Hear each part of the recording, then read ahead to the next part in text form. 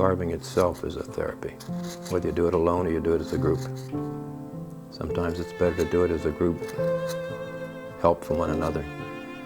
Sometimes you need the quiet tranquility in order to be able to continue the project.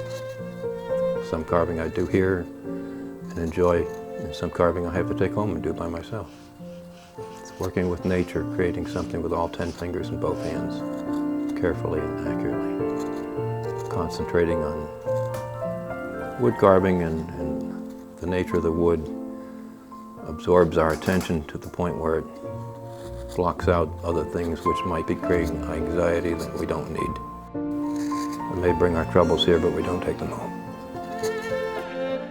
The side benefit of being in a Woodcarvers Guild is we're people working with a natural element, the wood.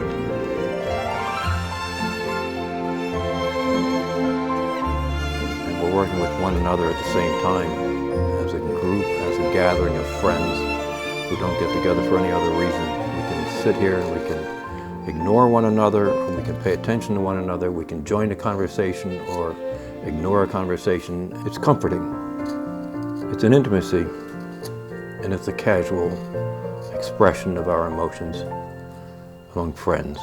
Just listening to the sound of another carver's knife gouge going through a piece of wood, knowing that he appreciates the sharpness of the edge, the shape of the tool, the texture of the wood.